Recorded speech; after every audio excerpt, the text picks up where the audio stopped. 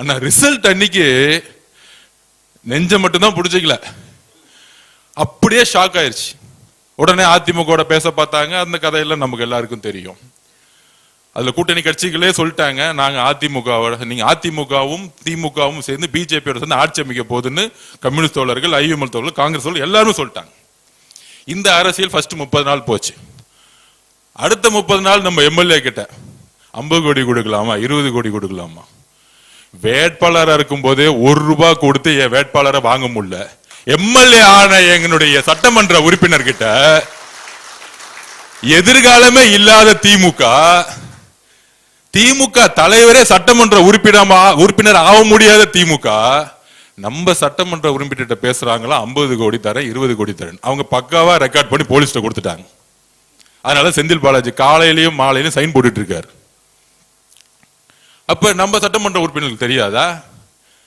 அடுத்த 10 வருஷம் இல்ல, திமுக தலைவர் மு க ஸ்டாலின் அவர்களே, எம்ஜிஆர் உயிரோட இருக்க வரைக்கும் அவர் சேர்ல இருந்து உங்க அப்பானாலே தூக்க முடியல, எழுதி வச்சுக்கோங்க.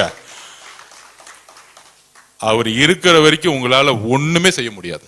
உங்களோட சாம்ராஜ்யம் முடிஞ்சிருச்சு. அதுக்கு ஒரு 6 மாசம் அவங்க ஒத்துக்கிறதுக்கு. அது வரைக்கும் இந்த கடல்ல மீன் இருக்கு பாத்தீங்களா, எடுத்து தரையில போட்டீங்கன்னு வச்சுக்கோங்க, அப்படியே துள்ளும் பாத்தீங்களா. இந்த 6 மாசம் அப்படியே துள்ளிட்டு இருப்பாங்க. அதை நம்ம கொஞ்சம் கண்டுக்கூடாது. ஒரு 6 மாசத்துல அப்படியே அமைதியா வீட்டை விட்டு வரமாட்டாங்க. அப்ப திமுக தலைவர் சட்டமன்ற உறுப்பினரா வர முடியல, சட்டசபைக்குள்ள வர முடியல. அடுத்தது யாரு எதிர்கட்சி தலைவராக்கலாம்? நான் உங்களுக்குள்ள ஒரு கூட்டம். எவ்வளவு சிறந்த அறிவாளிகள் இருக்காங்க திமுகல, இன்னைக்கு இருக்கிறாங்க. ஆனா திருப்பியும் திரு மு க ஸ்டாலின் அவர்கள் ஒரு எதிர்கட்சி தலைவர்னா என்ன, ஈக்குவல் டு கேபினட் ரேங்கிங், அமைச்சருக்கு ஈக்குவல். அது தான் புள்ளதான் எதிர்கட்சி தலைவர் ஆகணும்.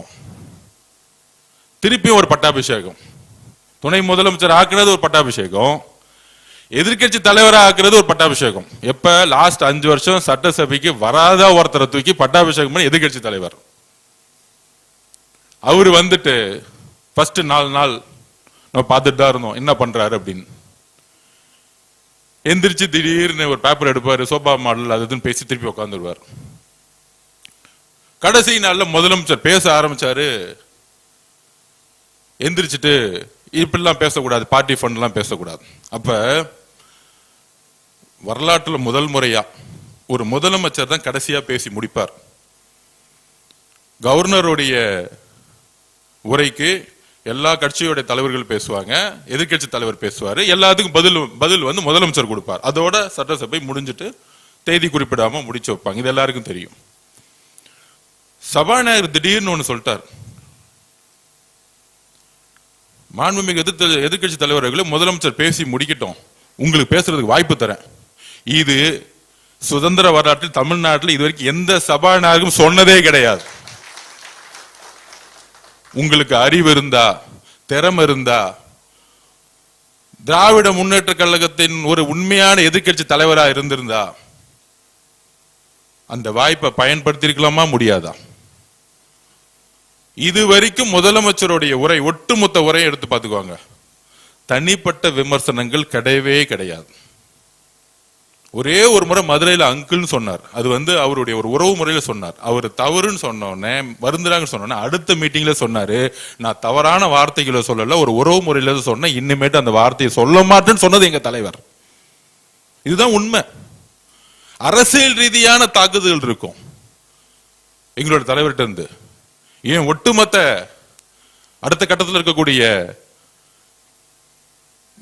நிர்வாகிகள் அவர்கிட்ட இது வரைக்கும் தவறா ஒருமையில ஒரு பெண்ணை நோக்கிய விமர்சனம் தமிழக வெற்றி கழகத்துடைய நிர்வாகிகள் வந்ததே கிடையாது. இதுதான் எங்களுடைய வளர்ப்பு, எங்கள் தலைவர்கிட்ட இருந்து நான் கத்துக்கிட்டேன்.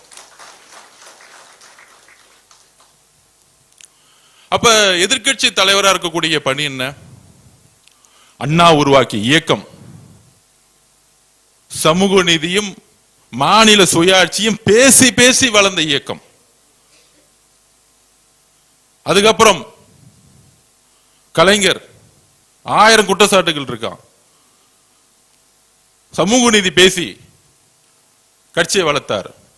அவரும் பெண்களை கொச்சையா பேசக்கூடிய வழக்கத்தை திருமதி இந்திரா காந்தி மேடம் கிட்ட இருந்து கொண்டு வந்தார். அது என்ன பேசினார் அதுக்குள்ள போக விரும்பல. இறந்தவரை பத்தி பேச வேணாம், வரலாறு. அப்ப ஜெயலலிதா அம்மா பொதுச் செயலர் ஆன முதலமைச்சர் ஆன அன்னைக்கு உருவான பண்பாடு திமுக, ஒரு பெண்ணுடைய தலைமையை விமர்சிக்க மாட்டாங்க. ஒரு பெண் முதலமைச்சரா இருக்கும் பொழுது அந்த முதலமைச்சர் செய்யக்கூடிய நிர்வாகத்தை விமர்சிக்க மாட்டாங்க. தேர்தல் அரசியலை எதிர்கொள்ளக்கூடிய பிரச்சாரத்தை உருவாக்க மாட்டாங்க. தனிப்பட்ட தாக்குதல்கள், ஒரு பெண்ணுடைய உடல் உறவு. பெரியார் அப்பயே சொன்னார், பெண்ணை கடவுளா பாக்குறதோட பெண்ணை சக மனுஷியா பாருங்க, நம்மள ஒரு ஆளா பாருங்க. புனிதமா பேசுறது முக்கியம் இல்ல, சமத்துவமா பேசுறதுதான் முக்கியம். இந்த சிந்தனை உங்களுக்கு இல்லை திரு உதயநிதி அவர்களே. பெரியார் கருத்துக்களை உள்வாங்கி அண்ணா உருவாக்கிய இயக்கம் பெரியாருடைய பெண் ஏன் அடிமையானால் புக்கை எடுத்து உதயநிதிக்கு புக்கை கொடுக்கணும். அந்த சிந்தனை இருக்குல்ல, அந்த ஒரு பிறப்பால் ஒரு சிந்தனை இருக்குல்ல திரு உதயநிதி அவர்களுக்கு. எங்க தாத்தா கலைஞர் முன்னாள் முதலமைச்சர், எங்க அப்பா முன்னாள் முதலமைச்சர் ஸ்டாலின், எங்க அப்பா முன்னாள் முதலமைச்சரா இருந்ததுனால இன்னைக்கு என்ன பட்டாபிஷேகம் பண்ணி எதிர்கட்சி தலைவரா உட்கார்ந்து வச்சிருக்க அந்த திமிர் இருக்குல்ல, அந்த திமிர் தான் பிறப்பால் உருவாக்கப்பட்டது. அந்த பிறப்பால் உருவாக்கப்பட்ட ஆணவம் தான் இன்றைக்கு 57 எம்எல்ஏவோட உங்களை உட்கார வச்சு 26 கட்சி கூட்டணியை உருவாக்கி ஒவ்வொரு தொகுதியில் 40 கோடி ரூபாய் செலவு பண்ணி 75 வருஷ பாரம்பரிய கட்சியை உங்களுடைய ஆணவத்தால் இன்னைக்கு உங்களை உட்கார வச்சிருக்கார் திரு மு.க. ஸ்டாலின் அவர்களை. இன்னைக்கு வீட்டுல உட்கார்ந்ததுக்கான உங்களுடைய ஆணவம். ஏன் அந்த வார்த்தையை சொல்றேன்னா, இப்ப எக்ஸ்ல ஒரு ட்வீட் போட்டிருக்காரு, தமிழக வெற்றி கழகத்துக்கு ஆணவமா திரு மு.க. ஸ்டாலின் சொல்றாரு. இதுவரைக்கும் எங்களுடைய முதலமைச்சர் எங்களுடைய அண்ணன் ஒரே ஒரு இடத்துல பெண்ணை தவறா தரக்குறைவா பேசி பார்த்திருக்கீங்களா? எழுதி வச்சுங்க, இப்ப எழுதி கொடுங்க திரு மு.க. ஸ்டாலின் அவர்களே. உங்கள் மீது ஏற்படக்கூடிய ஊழல் குற்றச்சாட்டுகளை பத்தி பேசியிருப்பார், அதிகார அத்துமீறலை பத்தி பேசியிருப்பார், உங்களுடைய குடும்ப ஆட்சியை பத்தி பேசியிருப்பார். இதுதான் மக்கள் கிட்ட அவர் கொண்டு போன பிரச்சாரம். வேற எந்த பிரச்சாரத்தையும் அவர் உருவாக்கல. அவர் சொன்ன மாதிரியே எழுதி வச்சுக்கோங்க, இந்த 80 நாள்ல 75 வருஷத்துல ஒழிக்க முடியாத ஊழலை ஒவ்வொரு தொழிலும் ஒழிச்சிருக்கிறார். இன்னைக்கு இந்த 80 நாள்ல பார்ட்டி ஃபண்ட் முதலமைச்சர் கலெக்ஷன் பண்ண நினைச்சா 10,000 கோடி ரூபாய் ஈஸியா கலெக்ஷன் பண்ண முடியும். அது வேணான்னு தூக்கி போட்டிருக்காங்க. எங்களுக்கு தெரியாத அந்த வழி. இங்க இருக்கக்கூடிய ஒவ்வொரு சட்டமன்ற உறுப்பினர்கள்ட்ட கையில 5 லட்சம் ரூபாய் இன்னைக்கு வரைக்கும் பணம் இல்ல. இங்க இருக்கக்கூடிய அமைச்சர்கிட்ட இன்னைக்கு வரைக்கும் மொத்தமா 25 லட்சம் ரூபாய் பணம் இல்ல. ஒரு நேர்மை என்பது என்ன தெரியுங்களா? வாய்ப்பே இல்லாம நேர்மையா இருக்கிறது முக்கியம் இல்ல, எல்லா வாய்ப்புகளும் இருந்து ஒரு மனிதன் அதிகாரமும் அந்த பலமும் இருக்கும் பொழுது நேர்மையா என் மக்கள் கிட்ட நான் என்ன சொன்னோமோ அங்க நிமிர்ந்து ஒவ்வொரு நாள் உட்கார்ந்துருக்காரு பாத்தீங்களா எங்களோட முதலமைச்சர். அந்த நேர்மைதான் மக்கள் அவரை நேசிக்க வைக்குது. அந்த நேர்மைதான் தமிழ்நாட்டுடைய ஒட்டுமொத்த பெண்களுடைய அண்ணனாவும் தம்பியாவும் மகனாவும் இருக்கிறார் எங்க தலைவர். எங்களுடைய நாங்களும் சரி போனவண்ணே அன்பா பெண்கள் ஏன் ஓடி வராங்க? தமிழக வெற்றி கழகம் நான் திருப்பி பதிவு பண்ணோம், கண்டிப்பா ஆளுங்கட்சி ஆகும். கண்டிப்பா மாண்பு முதலமைச்சர் ஜெயிச்சு முதலமைச்சர் ஆக்குவார். 4 மாசம் முன்னாடி நம்பல. அதற்கான காரணம் என்ன தெரியுமா? எல்லாரும் இளைஞர்கள் சொல்லிட்டு இருந்தாங்க. ஏன்னா நம்ம போகும்போது எல்லாரும் இளைஞர்கள் நம்மள வேலை பார்க்கறதுக்காக எல்லாம் ஓடி வருவாங்க. ஆனா அவன் கண்ணுக்கு தெரியாத ஒன்னே ஒண்ணு என்ன தெரியுமா? வீட்டுல இருந்தாங்க பாருங்க, அமைதி புரட்சி பண்ணாங்களே பெண்கள், ஒட்டுமொத்த பெண்களும். இந்த வெற்றியை உருவாக்கியது பெண்கள். திருப்பி பதிவு பண்றோம். நாங்க எங்க ஏன் யாருக்கிட்ட உண்மையா இருக்கணும்? நாங்க நினைக்கிறோம் தெரியுமா? முதல்ல தமிழ்நாட்டில் இருக்கக்கூடிய எங்களுடைய தாய்மார்களுக்கிட்டையும் எங்களுடைய அக்கா கிட்டையும் தங்கச்சிக்கிட்டையும் நாங்க உண்மையா இருக்கணும்னு நினைக்கிறோம். ஏன்னா இந்த கட்சியை உருவாக்கியது தமிழக பெண்கள்.